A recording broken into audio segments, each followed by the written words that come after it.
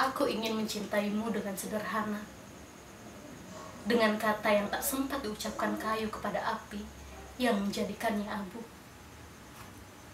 Aku ingin mencintaimu dengan sederhana, dengan isyarat yang tak sempat disampaikan awan kepada hujan yang menjadikannya tiada.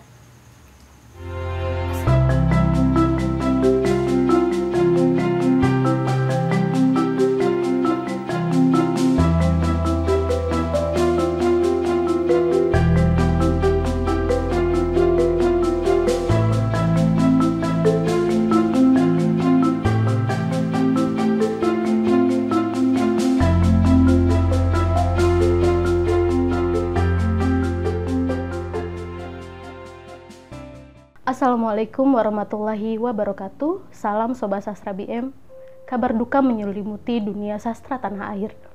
Pada Minggu 19 Juli 2020, Indonesia kehilangan salah satu penyair terbaiknya setelah Eyang Sapardi Djoko Damono meninggal dunia di usia 80 tahun.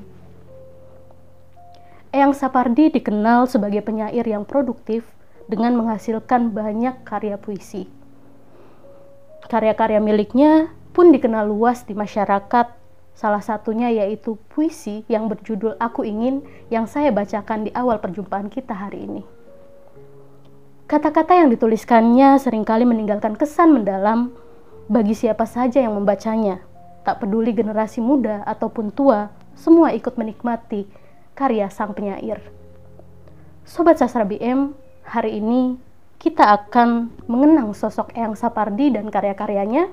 Tentunya seperti biasa saya ditemani oleh redaktur sastra bm.co Kak Muhammad Rois Rinaldi. Salam Sobat Sastra BM, bertemu lagi kita. Kita telah kehilangan salah satu legenda sastra Indonesia, Sapardi Djoko Damono. Bagaimanapun, terlepas dari pertentangan-pertentangan yang ada, Sapardi adalah legenda sastra Indonesia dan hari ini kita akan membicarakannya. Kak, iya. Sebagai orang yang telah lama berkecimpung di dunia sastra, Kak, tentu Kakak sudah sangat mengenal sosok Eyang Sapardi. Sejak kapan Kakak mengenal sosok beliau? Pada mulanya kalau Sapardi saya mengenalnya tidak selama mengenal Hairil dan Rendra ya. Kalau mengenal Hairil dan Rendra, saya mengenal sejak SD. Sapardi itu saya mengenal namanya ketika remaja. Oh iya. Itu pun karena teman-teman seliweran membicarakan puisi itu ya. Misal, aku ingin mencintaimu dengan sederhana seperti api kepada kayu yang menjadikan abu gitu. Apa sih saya bilang, orang-orang ngomong gitu. Terus di surat-surat pernikahan. Betul. Itu di surat pernikahan paling banyak puisi aku ingin. Iya. Dan kadang tidak ada nama Sapardi di situ. Saking populernya puisi itu, dia melebihi kepopuleran seorang penulisnya. Nah, itulah yang kemudian membawa saya untuk mendalami siapa sih Sapardi. Tetapi itu pun dilakukan ketika saya masuk dalam kelas penulisan guru saya, Profesor Dr. Dimas Aika Miharja almarhum. Baru saya kemudian tahu karena salah satu murid Abah Dam, saya menyebutnya Abah Dam, itu disebut katanya, udah kamu adalah orang yang menulis puisi dengan aura Sapardi. Kalau Muhammad Rosinal itu nggak ada Sapardi-Sapardinya dah katanya. Menarik Kak, aura Sapardi. Aura gimana tuh Kak? Terlepas dari perdebatan nih perdebatan tentang apa itu puisi imagis, apakah Sapardi itu sudah memenuhi aspek-aspek untuk dapat dikatakan sebagai puisi imagis di dalam kacamata para kritikus, tetapi orang umum akan menganggap bahwa puisi-puisi Sapardi adalah puisi-puisi imagis. Puisi imagis itu bagaimana menggambarkan sebuah realitas dengan imaji, image, citra, gambaran. Kalau seperti api, kita dapat menggambarkan apinya. Kepada kayu, kita dapat menggambarin kayunya. Yang menjadikan abu, kita dapat menggambarin abunya. Imaji-imaji itulah yang kemudian dianggap, oh, Sapardi berarti menulis puisi dengan puisi-puisi imagis. Bukan Sapardi penemunya, tetapi di Indonesia yang konsen pada puisi-puisi imagis adalah Sapardi. Tetapi perlu juga dilihat catatan-catatan dari teman-teman kritikus untuk lebih dalam mengetahui apa itu yang dimaksud dengan puisi imagis. keren bagi saya Sapardi, terlepas dari begitu banyak pendapat tentang karya-karyanya. Baik. Dan memang kalau kita berkaca pada saat beliau meninggal dunia kemarin, di Twitter itu ramai membicarakan tentang karya-karyanya beliau, bahkan dari 15 trending teratas itu 8 diantaranya adalah Sapardi. Merujuk kepada beliau. Luar biasa ya Kak ya? Ya, Sapardi memang penyair yang rata-rata dinikmati terutama oleh kalangan remaja. Terutama mereka-mereka yang merasa terwakili oleh Sapardi melalui puisi-puisinya. Baik terwakili rindunya, terwakili kegelisahannya, terwakili kesakitan-kesakitannya, atau terwakili rasa amarah yang dalam tapi lembut. Lembut, betul. Misalkan dalam beberapa puisinya mengatakan bahwa kau akan kucari dalam setiap sajak-sajakku. Itu seperti orang bilang, aku dengan kamu boleh saja berpisah, tetapi semua hal dalam hidupku pelakunya adalah kamu. Jadi memang banyak banget yang bisa mewakili perasaan remaja, sehingga puisi Sapardi itu menjadi pilihan di kalangan remaja. Betul. Terutama milenial sekarang. Iya, sepakat Kak. Dan kalau tentu tidak mudah ya kayak berada di tahap yang seperti itu, di mana beliau sangat dicintai karya-karyanya oleh masyarakat, bahkan karyanya lebih dikenal di masyarakat dibanding Sapardinya sendiri. Kalau ngomong Sapardi ya kalangan tertentu lah ya, tahu lah ya, kalangan akademisi, pecinta sastra, tetapi untuk kalangan umum enggak. Dan kalau menurut hemat kakak, nih, melihat beliau sangat dicintai, kemudian karya-karyanya ada di tahap ini gitu, apa sih yang dilakukan oleh beliau? Seperti apa yang dilakukan sehingga beliau bisa berada di tahap yang saya rasa puncak karirnya kali ya Kak ya, puncak kejayaannya kayaknya Kak. Gimana tuh Kak? Sapardi itu menerbitkan buku pertamanya berjudul Dukamu Abadi, kalau tidak salah 1969. Itu pun diterbitkan dengan stensilan gitu, nggak kayak buku tentang orang masang kaset kecil, para pemimpi semacam ini sudah lax begitu, enggak. Stensilan tuh ya di staples. Itu pun atas bantuan dari Jehan, seorang pelukis. Ya. Itu masa-masa beratnya Sapardi untuk memulai kekaryaannya sebagai seorang penyair. Kemudian kapan waktu dia membaca puisi-puisi W.S. Rendra yang kalau tidak salah orang-orang pinggiran atau apa, saya lupa judul buku W.S. Rendra itu, tapi di situ Sapardi melihat bahwa W.S. Rendra menulis dengan bahasa yang sehari-hari saja. Tapi popularitas karya W.S. Rendra itu merata. Disitulah ada semacam kesadaran Sapardi sebagai penyair yang juga adalah akademisi sastra, melihat bahwa sesungguhnya puisi tidak memerlukan bahasa yang sulit-sulit. Malah sebaliknya, bagaimana bahasa itu menjadi bahasa milik bersama tanpa menafikan nilai-nilai estetik kesusastraan itu sendiri. Tentu ini juga nanti akan berhadapan dengan kritikus. Saya selalu mengatakan begini untuk tetap melihat catatan kritikus agar komplit ya. Kalau yang kita bicarakan nggak secara umum saja. Kak, bener terus nih Kak, bener nggak sih kalau karya-karyanya yang Sapardi itu hanya menulis tentang cinta-cinta aja gitu? Atau apa beliau nggak menuliskan karya lain yang mungkin bersifat nasionalisme kah, keindonesiaan kah, atau hal lainnya gitu? Gimana Kak? Ada puisi yang lama banget diciptain oleh Sapardi Djoko Damono berdasarkan pengakuan dia sendiri. Itu puisi tentang Marsina. Marsina, buruh jam, arloji gitu. Itu puisi tentang kesaksian seorang tokoh bernama Marsina, tokoh buruh perempuan yang dibunuh. Kemudian dia juga menulis sebuah puisi Selamat Pagi Indonesia. Banyak juga puisi-puisi sosial, puisi-puisi nasionalisme yang dia ciptakan, tidak hanya puisi cinta. Tetapi memang persoalannya adalah dalam dunia pasar manusia, soal yang disukai itu ya soal apa yang paling mewakili rasa masyarakat. Kenapa puisi-puisi Sapardi lebih disukai kaum milenial? Karena dianggap lebih mewakili perasaan milenial yang tergoncang jiwanya oleh percintaannya. Itu maka menjadi lebih populer. Dan memang akhirnya Sapardi diidentikan dengan sajak-sajak percintaan. Tetapi gitu apakah ya, Sapardi tidak pernah menulis puisi tentang sosial? Nulis ya Kak ya. Hanya saja karyanya lebih banyak mungkin mewakili jiwa atau rasanya anak muda kayak gitu ya Kak ya, yang tentang cinta-cinta dan lain sebagainya. Apalagi kalau berbicara pergerakan kepopuleran itu di tangan generasi muda. Sepakat. Kalau seperti saya kan sebetulnya untuk karya-karya Sapardi membaca dan menyukai gitu, tetapi tidak terlalu menggandrungi. Baik. Ini juga menarik nih Kak. Di puncak karirnya beliau, mungkin bisa isi bilang begitu. Kemudian sebelum beliau wafat, mungkin Kak Rois juga pernah lihat ada salah satu, atau maaf, beliau bahkan ikut bersama milenial untuk bermain TikTok. TikTok. Bahkan juga kan terakhir yang pernah isi baca, beliau menulis buku duet ya Kak ya? Duet dengan salah satu mahasiswa UI kalau tidak salah, menciptakan satu buku. Main TikTok juga ya dengan 2 perempuan muda. Kenapa tuh Kak? Kalau menurut hemat Kakak, kenapa beliau sampai terpikir untuk membuat TikTok, kemudian duet bersama mahasiswanya? Saya tentu tidak bisa menghukumi niat orang. Oke. Itu yang perlu ditekankan. Saya tidak bisa menghukumi Sapardi niatnya seperti apa. Tapi pandangan Kakak melihat beliau seperti itu di akhir-akhir, kan sesuatu yang berbeda kan? Belum pernah mungkin beliau lakukan sebelumnya. Karena sebelumnya nggak ada TikTok. Iya juga ya.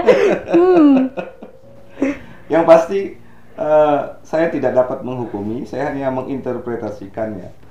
Beberapa kali Sapardi mengatakan bahwa dalam banyak sekali pelajaran, seminar, workshop, dan semacamnya, Sapardi kecenderungannya malah memudah-mudahkan karya sastra. Misalkan dia ngomong karya sastra itu tidak perlu kaidah. Padahal dia guru besar loh. Ya, profesor. Bukan hanya sastrawan, tetapi dia juga akademisi sastra. Kemudian ketika dia mengatakan sastra itu nggak perlu kaidah. Padahal sastra dalam pengertian tertentu bisa diartikan kaidah. Belum lagi TikTokan dengan 2 gadis cantik. Mungkin berpikir baiknya begini, itu adalah cara Sapardi untuk menerjemahkan kegelisahan kaum milenial tentang sulitnya puisi. Sih tentu sering dengar dong, kaum milenial tuh bilang puisi itu berat, betul, alay, mendayu-dayu. Yeah. Nah, mungkin di situ Sapardi membaca sebuah pergerakan zaman sehingga dia memunculkan pandangan-pandangan yang dalam perspektif sastra itu masalah besar. Sapardi ini melakukan kesalahan, tetapi saya berusaha untuk menafsir itu sebagai sesuatu yang atas dasar pembacaan zaman. Toh Sapardi wafat, masih ada penyair-penyair yang lain yang dapat menerjemahkan apa itu puisi, apa itu sastra. Artinya mungkin ini tujuan untuk itu. Terlepas kemudian itu menjadi soal. Nah, ya. Sapardi ngomong, saya dalam satu malam bisa menulis 14 puisi, tetapi dia sendiri mengatakan bahwa untuk menulis puisi Marsinah dia membutuhkan waktu berbulan-bulan. Saya mengerti maksud Sapardi bahwa ada kalanya seorang penyair menciptakan puisi dalam satu malam itu lahir. Ada kalanya memang orang menciptakan puisi butuh berbulan-bulan, bahkan ada beberapa puisi saya pun selesai dalam waktu 5 tahun. Ada momen-momen triggernya seberapa kuat, kemudian keutuhan konsep gagasan di kepala kita seberapa kuat, dan kemudian implementasi pengetahuan kebahasaan kita kepada puisi yang hendak kita tulis seberapa kuat, dan yang paling penting adalah keterlibatan batin ya kita dengan apa yang kita tulis itu menjadi soal juga. Baik. Jadi macam-macam lah.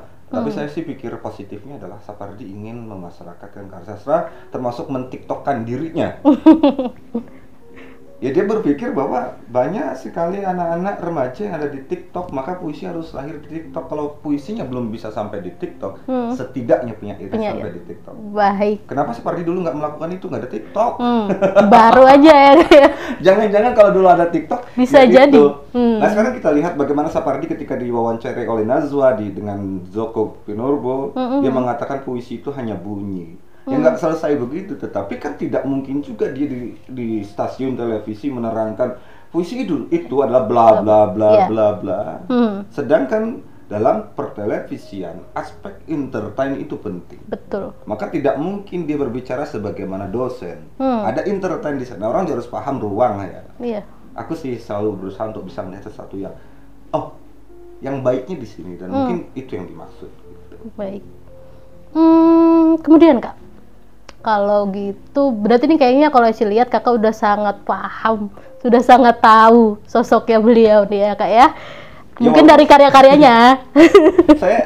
saya mengapresiasi karya-karya Sapardi, meski ya seperti kata guru saya Abadi Mas Ari Kamiharja, saya sama sekali tidak ada pengaruh Sapardi di karya saya karena memang secara pribadi saya bukan pembaca yang setia untuk karya-karya Sapardi. Suka ya suka. Baik. Tapi kalau pembaca setia sampai dalam sampai mempelajari untuk Indonesia, saya Hairil Anwar, Subagio Sastrowardoyo dan W.S. Rendra. Nah, Sapardi hanya suka mengapresiasi gitu aja. Iya. Tapi kemudian Kakak tahu ya apa hal yang identik nih? Oh, sangat tahu. Sangat tahu hal yang identik dengan yang Sapardi. Saya mengapresiasi beliau karena dia bagaimanapun bagi saya juga berpengaruh di Indonesia sebagai seorang sastrawan. Dari awal saya katakan dia legenda sastra Indonesia. Suka tidak suka. Kemudian kalau gitu sekarang disampaikan mungkin Kak, apa hal identik dari sosok Sapardi baik dirinya sebagai penyair maupun puisinya sebagai karya? Sapardi sebagai penyair orang yang kalem-kalem aja. Enggak macem-macem, enggak gondrong. Ini bukan berarti yang gondrong salah, maksudnya dia seorang pendidik. Enggak neko-neko lah ya Kak. Perawakannya kecil, nyantai, nyelau, dan saya tidak pernah mendengar Sapardi menjatuhkan siapa, itu nggak pernah. Dia kayaknya apresiatif juga kepada yang muda-muda, meski kadang cara dia mengapresiasi juga menjadi pertentangan. Nah, pertentangan biasa saja. Secara pribadi dia orang yang ya, menyenangkan, adem dilihatnya, nggak pernah kayak ngejatuhin orang, walaupun beberapa pendapatnya sering menjadi perdebatan di antar kalangan sastrawan, itu biasa. Kalau karya, aku pikir Sapardi termasuk orang yang biasa membaca sebuah zaman, kemudian berusaha mencari jembatan untuk zaman itu. Baik. Dia tidak kekeh memosisikan bahasa sastra sebagai bahasa yang sangat agung dan adiluhung, tetapi dia berusaha menemukan bahasa-bahasa sastra dari sebuah zaman, masyarakatnya, sehingga wajar kalau puisi-puisinya kecenderungan ya normalnya enak dibaca, dimusikalisasikan puisi oleh begitu banyak penyanyi. Kayaknya di Indonesia, walaupun saya nggak tahu surveinya ya, kayaknya karya-karya Sapardi yang paling banyak dimusikalisasi puisikan karena memang musikal. Di secara kekaryaan begitu. Jadi ide-ide dia sepertinya memang membaca sebuah zaman. Salah satu trigger inspiratifnya ya saat dia membaca karya-karya W.S. Rendra yang bagi dia Rendra menggunakan bahasa biasa aja ya, kok gua harus yang aneh-aneh sih.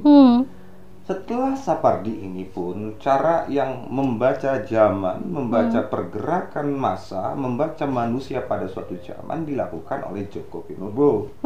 Maka lahirlah karya model Celana Djoko Pinurbo yang orang sebut gila-gilaan ya. Tapi kegila-gilaannya Djoko Pinurbo itu tidak akan ada kalau tidak ada Sapardi. Baik. Maka pendahulu pintu bagi Djoko Pinurbo adalah Sapardi Djoko. Baik.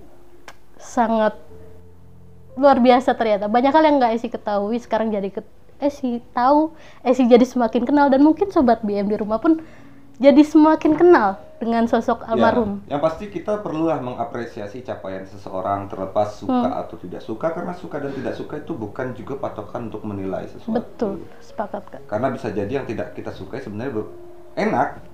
Misal saya suka banget sama jengkol, sih nggak suka, beneran benci sama jengkol. Itu tidak menghilangkan nilai jengkol itu sendiri sebagai jengkol. Sepakat Kak. Perspektif kita kemudian menilai jengkol ya silakan, tetapi jangan menghinakan jengkol sebagai jengkol. Semoga paham sih. Harusnya sih paham. Kak, terakhir nih, sebagai bentuk apresiasi untuk karya-karyanya beliau, boleh dong Esi minta Kakak membacakan satu puisi yang luar biasa. Kemarin ketika beliau meninggal itu banyak sekali yang memusikalisasikan puisinya lagi. Aku nggak hafal ini. Esi punya Kak. Puisinya nih. Sebentar dicari. Ini puisi Suatu Hari Nanti nih Kak. Dalam banget kan maknanya Kak. Ini puisi dendam yang puisi dendam? Tidak berbatas ruang dan waktu, dendam cinta terbatas. berat. Kalau ditafsir secara mendalam, orang akan mengetahui betapa dendam itu mengalir dalam denyut jantung cinta. Dan saya pun menangis membaca ini, Kak. Apalagi kalau Kakak bacakan, mungkin saya bakal termehek-mehek katanya. Jangan baper-baper banget lah. Oke. Ya sudah kalau gitu bacalah Kak lah. Oke, pada suatu hari nanti, Sapardi Djoko Damono. Pada suatu hari nanti, jasadku tak akan ada lagi. Tapi dalam bait-bait sajak ini, kau tak akan kurelakan sendiri. Pada suatu hari nanti, suaraku tak terdengar lagi. Tapi di antara larik-larik sajak ini, kau akan tetap kusiasati. Pada suatu hari nanti, impianku pun tak dikenal lagi. Namun di sela-sela huruf sajak ini, kau takkan letih-letihnya ku cari. Terima kasih banyak Kak Rois. Sama-sama. Terharu Sobat BM. Jadi kenapa dikatakan dendam? Bahwa cinta itu apapun, dimanapun, kapanpun, itu menjadi teror hidupnya. Baik. Bahkan dalam sajak sekalipun. Kita sudah sampai di ujung perjumpaan, bukan? Betul Kak. Saya jadi speechless. Gitu ya, saya jarang-jarang loh baca puisi cinta.